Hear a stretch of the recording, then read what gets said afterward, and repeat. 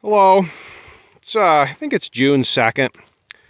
Just wanted to cover some sheep topics today and show the sheep and the lambs.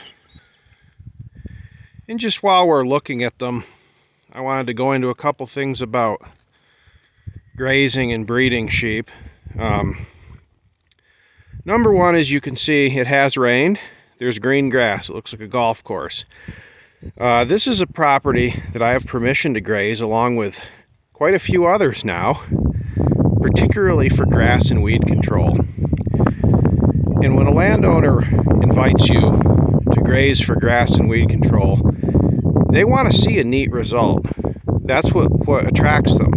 They see your sheep in one property and they see that it looks like a golf course, and they tell you that they would like your sheep to be into their property. And that's a result you can't achieve with sheep.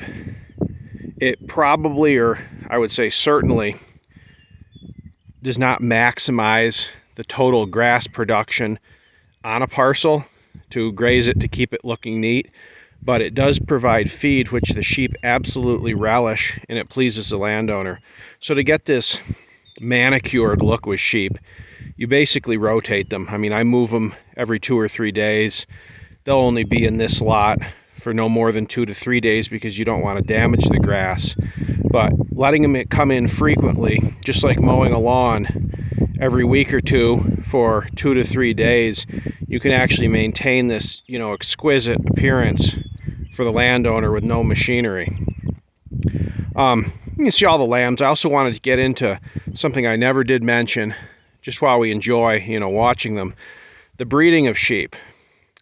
Unlike a lot of animals, sheep do not have a propensity to naturally have their lambs at the ideal time.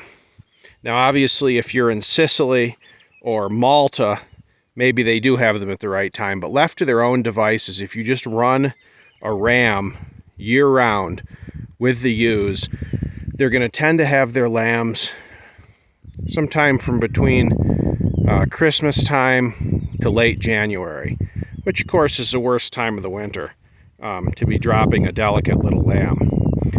So what typically is what's done is that the ram is held out for part of the year in order to get lambing at a better time. It's very simple. The sheep has a 5-month gestation. So if you put the ram in at Thanksgiving, you will have lambs in late April to early May. 90% of the country, that's an excellent time to have lambs, late April to early May.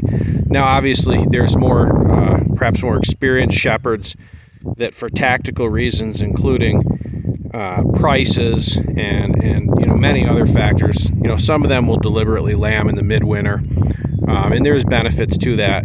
And also for people that are in very warm climates like southern Arizona, South Texas, yeah, absolutely, there's no reason to wait till the end of April to lamb. But I would say for 90+% of the country, probably, and certainly for, I think, beginning shepherds anywhere other than the extreme southern tier, you're going to want to start out by having the lambs dropping when there's hopefully green grass, but even more importantly, when the temperatures are mild, because newborn lambs can absolutely be very delicate, and it's crushing to a new shepherd to lose most of their lamb crop, which is absolutely known to happen with your first time winter lambing if you don't have the right facilities or the right procedures.